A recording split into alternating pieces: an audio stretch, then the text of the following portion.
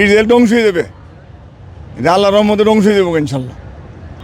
Israel নামক যে একটি সাম্রাজ্যবাদী রাষ্ট্র, দখলদারি রাষ্ট্র, সেই রাষ্ট্রের ধ্বংস আমরা ইনশাল্লাহ কামনা করছি।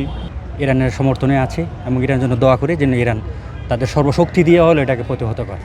আমাদের শান্তিপ্রিয় মুসলিম বিশ্বের মধ্যে আগ্রাসী ভূমিকায় অবতীর্ণ হয়েছে ইসরায়েল নামক একটি রাষ্ট্র। তার সহযোগী হিসাবে তাকে বিভিন্ন মদদ দিয়ে সহযোগিতা করছে, অস্ত্র দিয়ে, গোলাবারুদ দিয়ে এবং বিভিন্ন যুদ্ধবিমান দিয়ে সহযোগিতা করছে আমেরিকা নামক একটি কুখ্যাত রাষ্ট্র। গত কিছুদিন আগে আমাদের ইরানে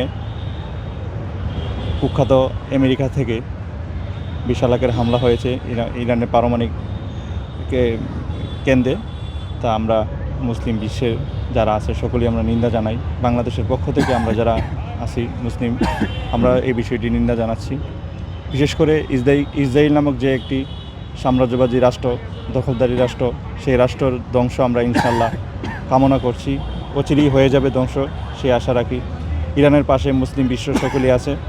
ইরানকে সাহস যোগানোর জন্য আমরা সবসময় দোয়া করি। আল্লাহ তাআলা যেন ইরানের বিজয় অতি নিকটেই দান করে সেই আশা রাখি। বাংলাদেশের মুসলমানের পক্ষ থেকে ইরানের বিজয় আমরা কামনা করছি, ইসরায়েল ধ্বংস হোক সেই কামনা করছি।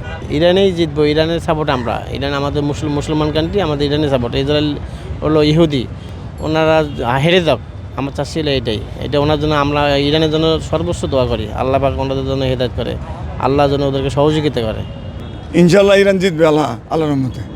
ইসরায়েল ধ্বংস হয়ে যাবে, এটা আল্লাহর রহমতে ধ্বংস হয়ে যাবো ইনশাল্লাহ। মুসলমানের প্রতি হামলা তো এটা মনে করেন একটা জিনিস হল কোনটা, আমরা মায়ের হাই হাতে আমরা জিতব ইনশাল্লাহ। প্রথম মায়ের হাই দিব, এই হলো আমাদের আকিদা। মুসলমান তো মনে করেন যে নিজে তো হইতেছে, মনে করেন আমাদের কিছু আকিদাতে কিছু দোষ আছে, আমাদের আমলের কিছু দোষ আছে, আমাদের এই জন্য আমরা বিচার হইতেছে। বিচার হয়েছে না ইনশাল্লাহ আমরা ইনশাল্লাহ জয় হইব। আসলে ইরান আর ইরানের উপরে যে যুক্তরাষ্ট্র এবং ইসরায়েলতে হামলা, এটা আসলে একটা দুঃখজনক হামলা। মুসলিম রাষ্ট্রের উপরে তারা হামলা করছে, সন্ত্রাসী রাষ্ট্র। ইসরায়েলে আসলে সন্ত্রাসী রাষ্ট্র এবং আমেরিকা সন্ত্রাসী রাষ্ট্র। যদিও ইসরায়েল এবং আমেরিকা আমাদের মুসলিম কান্ট্রিকে সবগুলোকে সন্ত্রাসী রাষ্ট্র বলে, প্রকৃতপক্ষে আসলে তারা সন্ত্রাসী রাষ্ট্র। যদি হামলার প্রতি আমরা দেখেন, ইসরায়েল কিন্তু সর্বপ্রথম হামলা করছে, তারপরে কিন্তু ট্রাম্প হামলা করছে, তারপরে ইরান হামলা করছে। তাহলে বোঝা যায় তারাই সন্ত্রাসী কর্মকাণ্ড করছে।